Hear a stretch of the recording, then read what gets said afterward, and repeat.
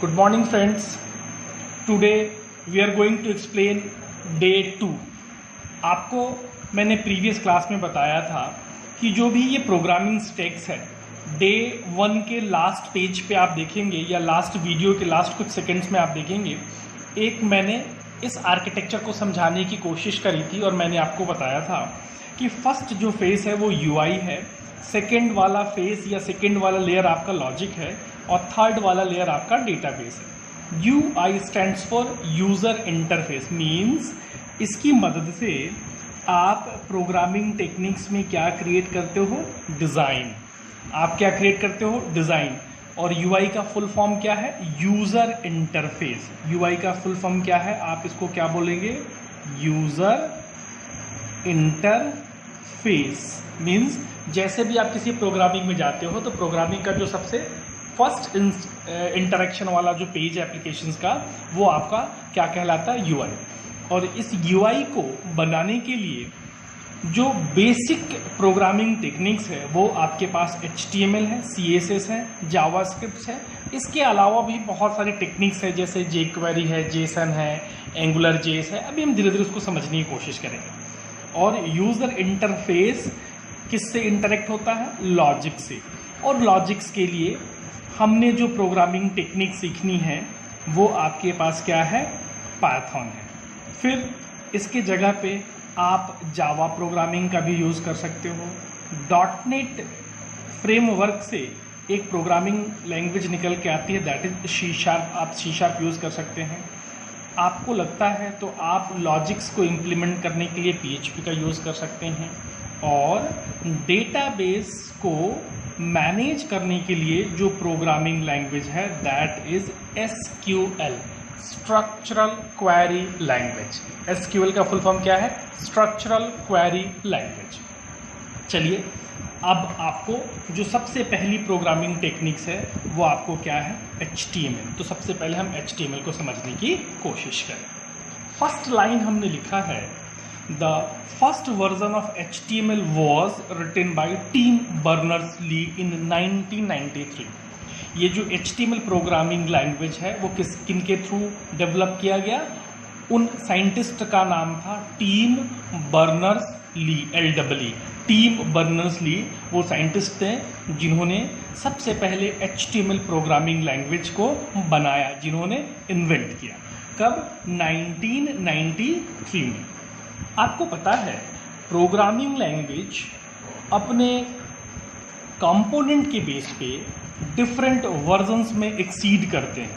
तो जो सबसे पहला प्रोग्रामिंग लैंग्वेज किसी भी प्रोग्रामिंग लैंग्वेज का बनता है उसको जनरली हम जो नॉमिनक्लेचर देते हैं वो 1.0 देते हैं। फिर कुछ टाइम्स के बाद ये 1.0 किस में एक्सटेंड होता है, 2.0 में। 2.0 मीन्स अब इस HTML 2.0 के पास मैक्सिमम कंपोनेंट्स होंगे, मैक्सिमम कंटेनर होंगे, जिसकी मदद से आप अपने एप्लीकेशंस को अधिक एक्सटेंड कर पाएंगे, अच्छे तरीके से बना पाएंगे, ढेर सारे कंपोनेंट्स उसके पास अवेलेबल्स होंगे। देन HTML 3.0 किस में एक्सटेंड हो गया, 3.0 में। देन 3.0 किस में एक्सटेंड हुआ, 4.0 में। और फिर ये 4.0 किस में एक्सटेंड हो गया, आपका 5.0 में। तो HTML 5.0 is your latest version। ये आपका क्या है, लेटेस्ट वर्जन। तो अगर आपसे कुछ इंटरव्यू में क्वेश्चंस पूछते हैं कि HTML का लेटेस्ट वर्जन क्या है, तो आप क्या आंसर करोगे, 5.0, या इसको कैसे रीड करते हैं, 5.0, है ना। इसको आप रीड 5.0 भी कह सकते हो और 5.0 भी कह सकते हो। अभी नियर फ्यूचर्स में आपको एक टर्म पढ़ने को मिलेगा, XML। अभी उसको हम अभी थोड़े बाद में डिटेल्स में आपको समझाएंगे। फिर भी यहाँ समझने के लिए अगर आप देखें, थोड़ा आगे की तरफ बढ़ते हैं, यहाँ देखिए हमने लिखा है XHTML। और आप देखेंगे इसका इन्वेंशन, XHTML का इन्वेंशन 4.0 के साथ हुआ, है ना। XHTML और HTML में कुछ डिफरेंसेस हैं। तो जब HTML 4.0 का इन्वेंशन हुआ था उसी समय क्या आया, XHTML 1.0 का इन्वेंशन हुआ। अब कहता है XHTML stands for Extensible Hypertext Markup Language and is basically just a strict version of HTML which utilized more aspect of XML. XML को अगर आप एक्सप्लेन करने की कोशिश करेंगे तो XML का क्या है, इसको हम पढ़ते हैं extensible markup language. Extensible markup language.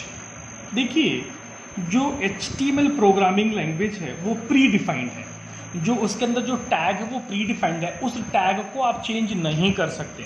जैसा टैग उन्होंने दिया है आपको वैसा ही टैग यूज़ करना है।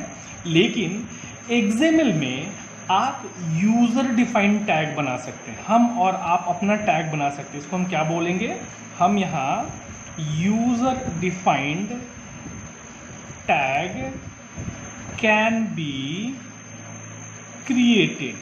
हम यहाँ यूज़र डिफाइंड टैग को क्या कर सकते हैं, बना सकते हैं। User defined tag can be created. But XML में क्या है, sorry in XML you can create your own tag, but in HTML all tag is predefined। HTML में क्या है, सारे टैग्स क्या है, प्रीडिफाइंड है। तो ये जो HTML है ये प्रीडिफाइंड, मतलब जिन्होंने ये एप्लीकेशन बनाया था HTML, उन्होंने जो टैग दे रखे हैं सिर्फ आप उसी टैग का यूज़ कर सकते हैं। तो HTML को हमने क्या बोला, ये आपके पास क्या है, प्रीडिफाइंड टैग। अभी हम समझते हैं टैग का क्या मतलब है। प्रीडिफाइंड टैग का मतलब आप समझ लीजिए HTML का सबसे स्मॉलेस्ट यूनिट। HTML जब आप प्रोग्राम करते हैं तो HTML प्रोग्राम्स का आप कह सकते हो ये स्मॉलेस्ट यूनिट है। आप क्या बोले इस टैग को, स्मॉलेस्ट यूनिट इन HTML। आप क्या बोले, smallest unit in HTML। XML क्या कहता है कि XML में आप अपने टैग को एक्सटेंड कर सकते हैं, आप अपनी मर्जी से अपने टैग इनपुट कर सकते हैं। But in HTML the tag is pre defined. जब प्रोग्रामिंग लैंग्वेज बनी थी उसी समय वो टैग अवेलेबल था, उसके बाद उस टैग में आप कोई भी चेंज नहीं कर सकते। अब ये छोटा सा आप एक ब्लॉक डायग्राम देख रहे हैं और वहाँ हमने क्या बोला कि ये एक आपके पास ब्राउज़र है, कोई भी ब्राउज़र। जैसे प्रीवियस क्लास में मैंने आपको बताया कि ब्राउज़र्स का मतलब क्या होता है, क्लाइंट, जो आपके डेटा को इंटरैक्ट करता है, जो आपके डेटा को सर्वर तक लेके जाता है। तो कोई भी ब्राउज़र आपके पास है रियल में वो एक कंपाइलर है, एक पार्सर है। तो इस ब्राउज़र्स को कोई भी HTML कोड मिलेंगे और ये HTML कोड को एज ए इनपुट लेगा और आपको क्या देगा, आउटपुट देगा। सिमिलर उसी तरह जैसे आपके पास एक सिंपल ब्राउज़र है, वैसे एक और ब्राउज़र है जो जैसे उस ब्राउज़र के अंदर कौन सा पार्सर है या कौन सा कंपाइलर, HTML, वैसे उनके पास एक XML पार्सर भी होता है। XML पार्सर भी कहाँ एम्बेड है, उस ब्राउज़र में, और HTML पार्सर भी कहाँ एम्बेड है, उस ब्राउज़र में। तो जब आपके पास कोई XHTML टाइप का कोड आता है, उस XHTML टाइप के कोड को आप किसको पास करते हो, ब्राउज़र को, और ब्राउज़र किसकी मदद से, वो XML रीडर या उसके अंदर जो पार्सर है XML का, उसकी मदद से वो क्या आपको जनरेट करके देता है, आउटपुट जनरेट करके देता है। फिर आपके मन में एक क्वेश्चन ये आता है, ये देखिए ये क्या है, क्या हमने अभी थोड़ी देर पहले बताया, ये XHTML इनपुट जाएगा और ये इसके पास XML क्या है, पार्सर है, और ये आपको क्या देगा, कुछ ना कुछ आउटपुट देगा। मीन्स ब्राउज़र्स के पास HTML पार्सर भी अवेलेबल है और XML पार्सर भी अवेलेबल है। अब आपके मन में एक क्वेश्चन आता है कि इस HTML और CSS में कंटिन्यूसली चेंज होते रहते हैं। आपको पता है कि ये पूरी इंडस्ट्रीज कितनी बड़ी है और मिलियंस ऑफ कस्टमर्स हैं, थाउजेंड्स ऑफ कंपनीज हैं, थाउजेंड्स ऑफ प्रोटोकॉल्स हैं। अब इनको मैनेज कौन करे, तो मैनेज करने के लिए एक इंस्टीट्यूशन है W3C। क्या लिखा हमने, W3C। W3 का मतलब 3 टाइम्स W। तो देखिए, एक W का मतलब वर्ल्ड, एक का मतलब वाइड और एक का मतलब वेब, और एक जो C है दैट इज़ अ कंसोर्टियम, और कंसोर्टियम का मतलब क्या होता है, ग्रुप ऑफ कंपनी। कंसोर्टियम का मतलब क्या होता है, ग्रुप ऑफ कंपनी। मीन्स इस W3C में थाउजेंड्स ऑफ कंपनीज हैं। इस W3 में क्या है, थाउजेंड्स ऑफ कंपनी अवेलेबल्स हैं, और ये सब किसका ख्याल करते हैं, HTML और CSS का।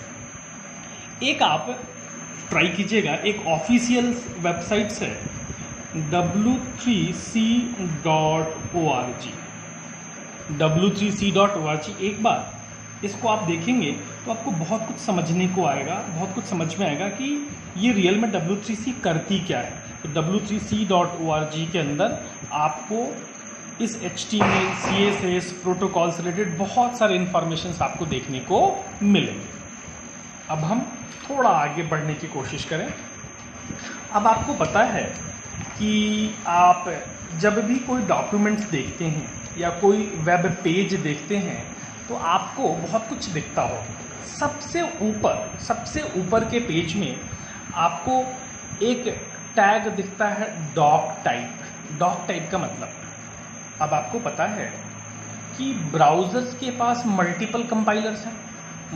ब्राउज़र्स के पास HTML को भी कंपाइल करने के लिए कंपाइलर है, CSS को भी कंपाइल करना है, XML को भी कंपाइल करना है, हर तरह के कंपाइलर अवेलेबल्स हैं। तो क्यों ना हम उस पेज के फर्स्ट लाइन में ये बता दें कि मेरा जो ये डॉक्यूमेंट बनने जा रहा है वो रियल में किन किन चीज़ों का मिश्रण है, किन किन चीज़ों का कलेक्शंस है। तो आप देखेंगे ऊपर ये डॉक टाइप में ये क्या दिया है, ये देखिए W3C दिया है। इस डॉक टाइप में क्या है, W3C मतलब वर्ल्ड वाइड वेब कंसोर्टियम्स में जितने सारे प्रोटोकॉल्स हैं उस प्रोटोकॉल्स को इस पेज की मदद से मैंने क्या कर दिया, रेफरेंस दे दिया। अब देखिए नीचे लिखा है ना, आप ये देखिए, मैंने बोला आपको www.w3.org। और जब हम इस पेज में जाएंगे तो इस पेज में बहुत सारे इंफॉर्मेशन आपको देखने को पड़ेंगे या देखने को मिलेंगे। आप एक काम करेंगे, यहाँ से लेके यहाँ तक इस लिंक को कॉपी करिए या आप अपने एड्रेस बार में राइट करके आप देखेंगे तो बहुत सारे स्पेसिफिकेशंस आपको देखने को मिलेंगे। तो मोटे तौर पे एक टर्म यहाँ क्या दिख रहा है, स्ट्रिक्ट, एक टर्म क्या दिख रहा है, ट्रांजिशनल, और एक टर्म से आपको क्या दे रहा है, फ्रेमवर्क। अभी हम आगे इन सबों को और भी विस्तार से और भी एक्सप्लेन करने की कोशिश करेंगे। अभी सिर्फ मैं आपको HTML के बेसिक्स बताने की कोशिश कर रहा हूँ कि रियल में ये HTML है क्या और इसके अंदर मेजर कंपोनेंट्स क्या हैं। तो अभी आप देख पा रहे होंगे एक कंपोनेंट आपको स्ट्रिक्ट दिख रहा है, एक ट्रांजिशनल दिख रहा है और एक फ्रेम सेट। प्लीज़ 1-2 दिन के लिए वेट करिए, अभी नियर फ्यूचर्स में इन सबों को हम और भी एक्सप्लेन करने की कोशिश करें। हमने थोड़ी देर पहले आपको क्या बताया, हमने आपको ये बताया कि HTML का जो सबसे लेटेस्ट वर्जन है वो क्या है, 5.0 है। HTML का सबसे लेटेस्ट वर्जन क्या है, वो 5.0। अब हम आपको यहाँ लेके चलते, ये देखिए यहाँ क्या लिखा है, doctype HTML। Doctype क्या हो सकता है, HTML भी हो सकता है। डॉक्यूमेंट का टाइप क्या हो सकता है, CSS भी हो सकता है। डॉक्यूमेंट का टाइप क्या हो सकता है, टेक्स्ट भी हो सकता है। डॉक्यूमेंट का टाइप क्या हो सकता है, जावास्क्रिप्ट भी हो सकता है। मीन्स इस जो भी डॉक्यूमेंट हम बनाने जा रहे हैं हमने फोर्सफुली क्या बोल दिया कि वो किस तरह का है, HTML टाइप का है। कंफर्टेबल। तो इस डॉक टाइप से उस कंपाइलर को, उस ब्राउज़र्स को जो भी इंस्ट्रक्शंस है वो समझना कंपैरेटिवली क्या हो जाता है, आसान हो जाता है। फिर एक मन में आपके क्वेश्चन आएगा, क्यों ये डॉक टाइप रिक्वायर्ड क्यों है। हमने थोड़ी देर पहले आपको बताया कि अगर आपने डॉक टाइप को डिफाइन कर रखा है तो आपके ब्राउज़र्स को पहले ही इंस्ट्रक्शंस मिल जाता है कि ये डॉक्यूमेंट का टाइप किस तरह का है। क्या ये HTML तरह का है, क्या ये CSS के तरह का है, क्या ये जावास्क्रिप्ट के तरह का है, क्या ये टेक्स्ट की तरह का है। तो कंपैरेटिवली या कंपैरिजन्स में उसको काम करना कंपैरेटिवली क्या आ जाता है, आसान आ जाता है। देखिए क्या लिखता है, हमने क्वेश्चंस पूछा why doctype is required, तो हमने आंसर क्या लिखा है, ए डॉक टाइप डिक्लेरेशन, है ना, ये जो हमने लिखा है दैट इज योर डिक्लेरेशन। एक doctype declaration refer to the rules for the markup language so that browsers renders the content correctly, क्योंकि ब्राउजर आपका क्या है, एज ए कंपाइलर ट्रीट हो रहा है और उस कंपाइलर के अंदर अलग अलग तरह के कंपाइलर या मशीन्स हैं, जैसे HTML को रीड करने के लिए, CSS को रीड करने के लिए, जावास्क्रिप्ट को रीड करने के लिए। तो वो क्रॉसपॉन्डिंग उस कंपाइलर के पास भेज देगा अगर आपने डॉक टाइप ऊपर प्रॉपरली डिफाइन करा है। मतलब प्रोग्रामिंग में प्रोग्रामर का ये कर्तव्य बनता है, ये उसकी ड्यूटी है कि सब चीज़ों को प्रॉपर प्लेस पे क्या करे, प्लेस करे। ये देखिए DTD, ऊपर आपने देखा होगा DTD एक टर्म लिखा होगा, तो DTD का फुल फॉर्म क्या है, डॉक्यूमेंट टाइप डेफिनेशन, है ना। DTD का मतलब क्या है, डॉक्यूमेंट टाइप डेफिनेशन। जो डॉक्यूमेंट जो पेज आप बना रहे हो उसको डिफाइन करने के लिए आप ये कौन सा टर्म यूज करते हो, DTD, डॉक्यूमेंट टाइप डेफिनेशन। थोड़ा आप आगे बढ़ते हैं। आपने जब HTML का पेज बनाया, है ना, आपने जब HTML का पेज बनाया तो HTML के पेज को बनाने के बाद उस HTML पेज को आपको क्या करना पड़ेगा, सेव करना पड़ेगा। आपने बहुत सारे एक्सटेंशंस आपने देखे होंगे। सपोज आप वर्ड की बात करें, है ना, माइक्रोसॉफ्ट वर्ड की बात करें, तो आपने क्या क्या एक्सटेंशन देखे हैं, आपने एक्सटेंशन देखे हैं डॉक, आपने एक्सटेंशन देखे हैं डॉक्स, आपने एक्सटेंशन देखे हैं RTF, आपने एक्सटेंशन देखे हैं .PDF, आपने एक्सटेंशन देखे हैं क्या, एक्सेल में देखे हैं। आपने अगर इमेज की बात करें तो आपने अलग अलग एक्सटेंशन देखे हैं। आपने अगर और बात करें तो हमने एक्सटेंशन और किस तरह के देखे हैं। अगर इमेज की बात करें तो आपने देखे हैं PNG। अगर हम इमेज की बात करें तो आपने देखे हैं, आपने PNG के अलावा क्या देखा है, JPG। इसके अलावा क्या देखा, .jpeg। मीन्स ये जो नीचे वाले तीन हैं, ये तीन हैं, ये किसको रिप्रेजेंट करते हैं, इमेज के एक्सटेंशन को, और ये किसको एक्सटेंड करते हैं, डॉक्यूमेंट्स को। ये किसको करते हैं, डॉक्यूमेंट्स को। तो ये जो डॉट के बाद जो एक्सटेंशंस है, रियल में ये कंपाइलर इसी को समझ पाता है। तो कंपाइलर को समझने के लिए ये सब एक्सटेंशंस आपको देने पड़ते हैं। तो ये मैंने क्वेश्चंस पूछा है, what is difference between .htm और .html। तो आंसर है, there is no difference, it is entirely depends upon you. आप .htm भी लिख सकते हैं और .html भी यूज़ करते हो। जनरली हम मैक्सिमम अपने पेज को किस एक्सटेंशन सेव करते हैं, .html से। क्या सेव करते हैं, .html से। मीन्स जिस भी पेज को आपने क्रिएट किया उस पेज को जिस भी एक्सटेंशन से सेव करते हैं, इसी एक्सटेंशन को पहचान के उसका जो ब्राउज़र है उसके अंदर लिखे कंटेंट को ट्रीट करता है और उस कंटेंट को समझने की कोशिश करता है। समझने के बाद एज ए आउटपुट आपके सामने उस ब्राउज़र पे वो क्या करता है, शो करता है। अब आपको पता है कि HTML एक प्रोग्रामिंग लैंग्वेज है जिससे हम डिज़ाइन बनाते हैं। और अब HTML की अगर हायरार्की को देखेंगे, HTML अगर पेज को देखेंगे, नियर कुछ आवर्स में हम HTML पेज क्रिएट करने की कोशिश करेंगे, तो HTML के पेज पे जो सबसे टॉप हायरार्की पे क्या अवेलेबल है, डॉक टाइप। फिर नेक्स्ट हायरार्की में फर्स्ट पोजीशन पे कौन आएगा, HTML। फिर HTML के बाद क्या है, हेड के बाद क्या आएगा, टाइटल के बाद क्या आएगा, बॉडी। तो ये सारे क्या है, प्री डिफाइंड टैग्स हैं जो HTML में यूज़ होते हैं। कोई भी HTML पेज बनाए उस पेज के अंदर लगभग ये आपके जो 5 टैग्स हैं वो मैंडेटरी हैं। अगर आपने इनमें से किसी को छोड़ा तो शायद आपका पेज या डॉक्यूमेंट प्रॉपरली यूज़ नहीं हो पाएगा या प्रॉपरली वो अच्छे से बिहेव नहीं करेगा। कभी कभी आप देखते होंगे, जनरली जब आप शुरुआत में काम करते हैं कि डॉक टाइप नहीं लिखते, चूँकि आप लर्नर हैं, किसी अच्छे प्रोजेक्ट्स पे काम नहीं कर रहे हैं, अभी आप चीज़ों को सीखने की कोशिश कर रहे हैं, तो अगर ये डॉक टाइप हटा भी देते हैं तो लोकल सर्वर पे, जिस कंप्यूटर पे आप काम कर रहे हो, वहाँ ईजिली ये सारी चीज़ें चल जाती हैं। लेकिन जैसे ही एप्लीकेशन सर्वर पर इंस्टॉल होगा, ये आपकी ड्यूटी बनती है एज ए गुड प्रोग्रामर कि इस डॉक टाइप को आप प्रॉपरली रिप्रेजेंट करने की कोशिश करें। अभी फिर आपके पास एक क्वेश्चन आता है कि व्हाट डज HTML, या आप ये कह सकते हैं कि HTML का क्या मकसद है, या HTML का क्या मतलब है, या HTML की मदद से आप क्या कर सकते हैं। तो अभी हम सिर्फ HTML को एक्सप्लेन करने की कोशिश कर रहे हैं कि इसके अंदर जो 4 अलग अलग वर्ड्स इसका क्या मतलब है। तो ये HTML का फुल फॉर्म है। H stand for hyper text, M stand for markup और L stand for language. Hyper text markup language. H का मतलब हाइपर, T का मतलब टेक्स्ट, M का मतलब मार्कअप और L का मतलब language. Hyper text markup language. तो आप कहते हो कि HTML की मदद से, HTML is a programming technique through which we can create a web page. तो आप सिंपल बोल सकते हो इंटरव्यू में, for creating a web page. मतलब HTML का यूज़ क्यों करते हैं? For creating a web page. Web page बनाने के लिए आप किस प्रोग्रामिंग टेक्निक का यूज़ कर रहे हो? HTML का। फुल फॉर्म क्या है? Hyper text markup language.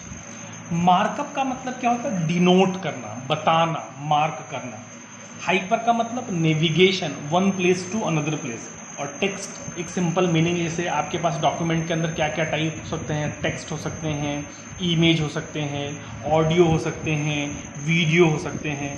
तो H stand for hyper, it's a navigation. T stand for text. Markup means denotation. Markup का मतलब आपने कुछ टेक्स्ट लिखा, अभी देखिए HTML आपने लिखा था और नीचे मैंने एक एक करके यहाँ अंडरलाइन किया, मतलब मैंने इसकी मार्किंग करी। अगर मैंने H को ऐसे मैंने सर्कल किया, मतलब H को मैंने क्या किया? मार्क किया, दैट इज़ अ मार्कअप। तो क्या कहता है कि HTML की मदद से आप क्या बना सकते हो? कोई भी web page. For creating a web pages we are using HTML programming technique.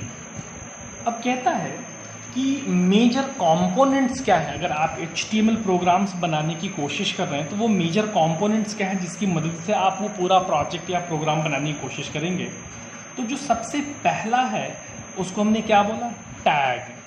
फिर सेकंड को हमने क्या बोला? एलिमेंट। और थर्ड को हमने क्या बोला? एट्रीब्यूट्स। इसको एक एक करके हम समझेंगे। पहले हमने क्या बोला? HTML। दूसरे को हमने क्या बोला? एलिमेंट। और तीसरे को हमने क्या बोला? एट्रीब्यूट। एक छोटे से एग्जाम्पल से इसको हम समझने की कोशिश करें।